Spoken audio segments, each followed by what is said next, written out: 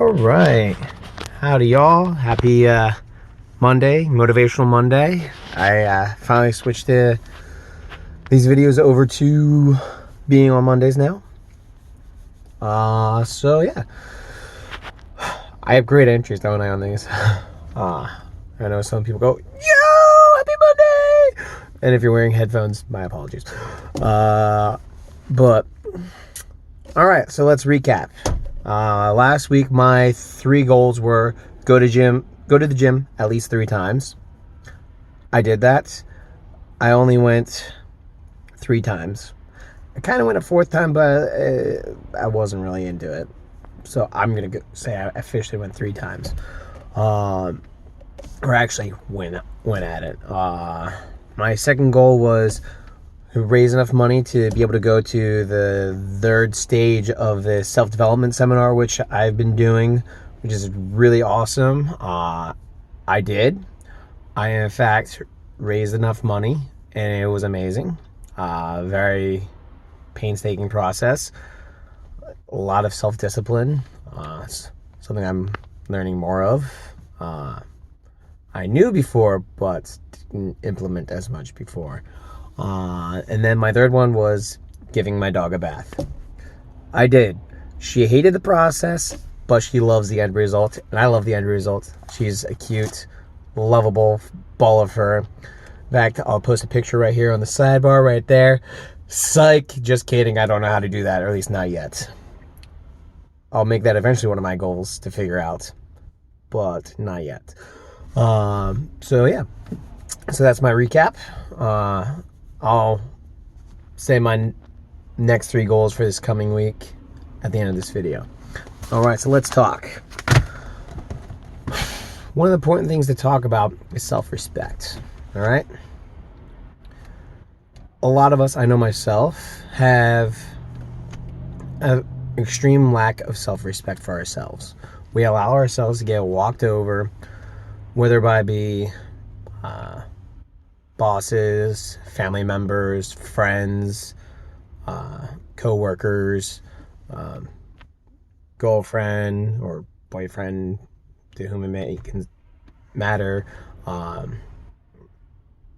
people that we care about. They can walk over us because of an extreme lack of self-respect for ourselves, of where we don't stand up, we don't put up boundaries, we don't put our foot down. It's very important that you do it, that you have self-respect for yourself. Because if you don't have self-respect, then you can be taken advantage of at work. Family members can take advantage of you. They can use you as a money cushion towards an extent. Friends could take advantage of you where they basically push you off, don't put any effort in a friendship, and they just expect you to be there constantly for them, which is not cool, because then you're putting in all this emotion, all this effort for really just yourself, putting it out, and you're not receiving, and that's not respectable at all. And same thing in relationships as well, where if you don't have self-respect for yourself, then your significant other will take advantage of you.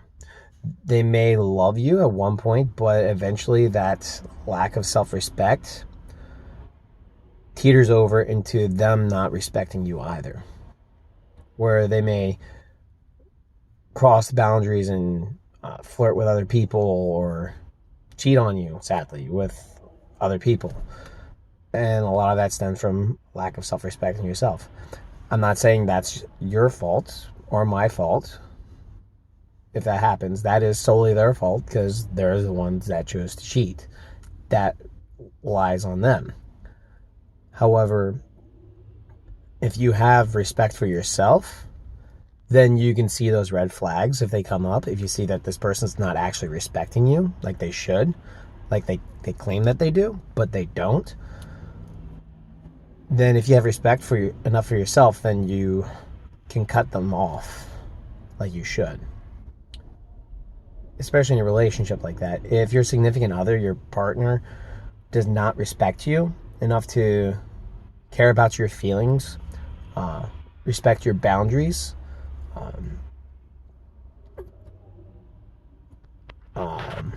and be willing to pursue other people just out of loneliness, that's extreme lack of respect for you.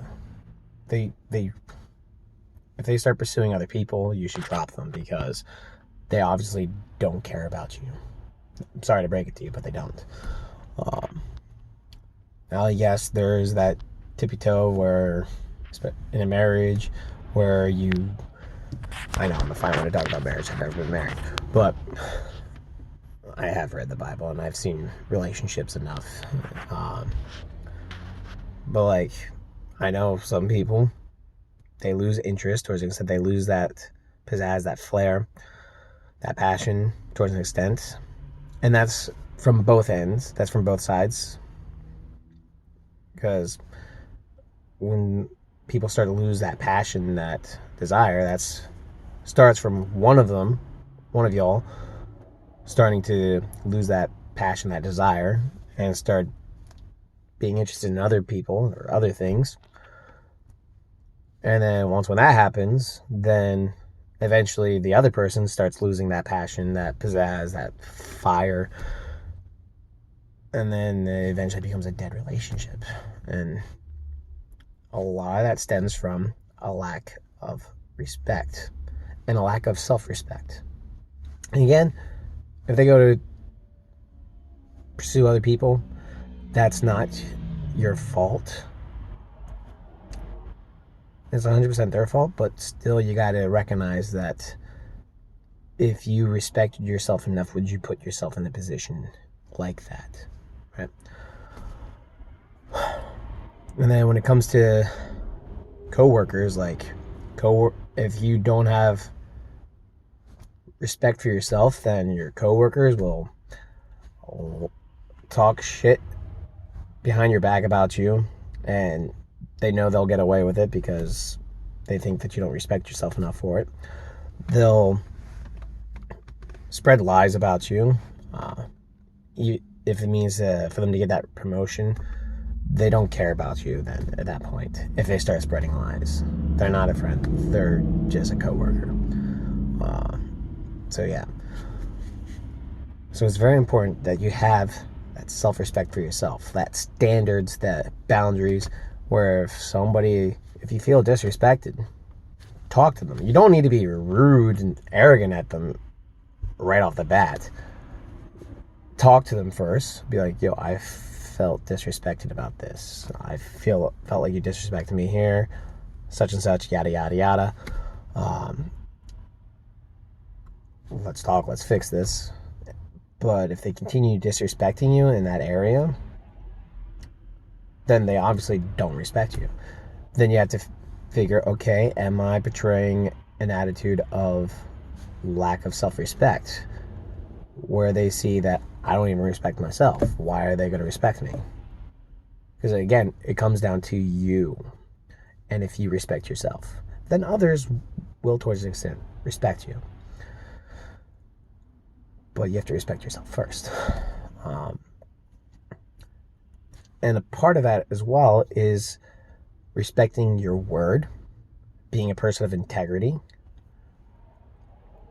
Because if you don't respect yourself, if you have a lack of self-respect, I know I'm saying that word a lot, my apologies, but if you have a lack of respect for yourself, then you don't care about your word to an extent.